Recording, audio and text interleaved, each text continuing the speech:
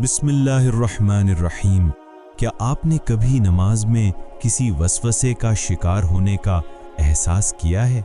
अस्सलामु अलैकुम वरहमतुल्लाहि वबरकातुहू। मेरे प्यारे भाइयों और बहनों, आज की इस रोशन और कीमती मुलाकात में हम बात करेंगे एक ऐसे मसले की जो हम में से तकरीबन हर एक के साथ पेश आया होगा। वो है नमाज के दौरान वुज़ू टूटने के शक का मसला।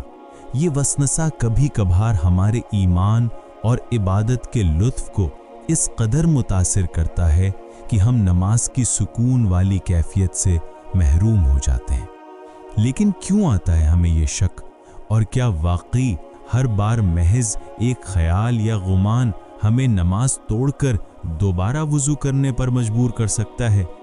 आइए आज हम सफ़र करते हैं 1400 साल पीछे, उस वक्त में जब रसूलुल्लाह सल्लल्लाहु अलैहि वसल्लम के सामने एक सहाबी ने यही परेशानी पेश की।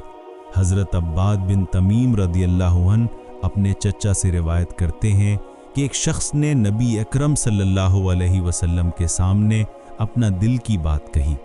नमाज में उससे महसूस होता कि शायद उससे कोई चीज़ यानी हवा खारिज हो रही है जिससे वुज़ू टूट जाता है।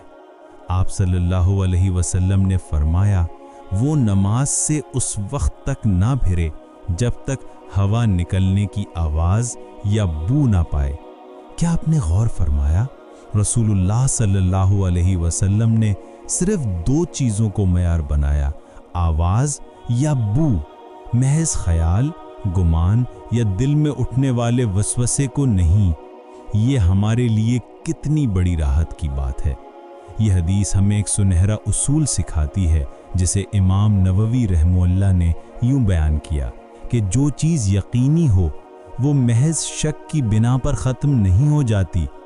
सोचिए, अगर आपका कोई कपड़ा पाक है, आपको यकीन है कि वो पाक है, फिर अचानक दिल में उठा एक वसवसा उसे नापाक नहीं बना देता। इसी तरह आपका वुज़ू, आपकी नमाज जब तक यकीन के साथ हैं, शक के एक झोंके से बातिल नहीं हो जाती।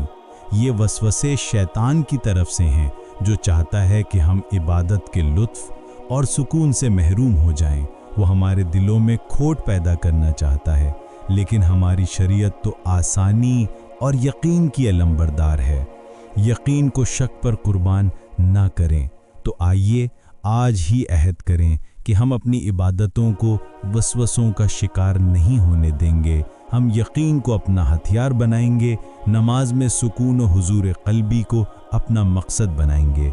या अल्लाह, हमारे दिलों से शुकूक व वसाविस के तमाम अंधेरों को दूर फरमा। हमें अपनी इबादतों में यकीन और सुकून अता फरमा। हमारी नमाज़ों को हमारे लिए रोशनी, राहत और क़ुर्बत का ज़रिया बना। या रब्बुल आलमीन, अगर आपको ये बात मुफीद लगी हो तो बराहे करम इस वीडियो को लाइक कीजिए।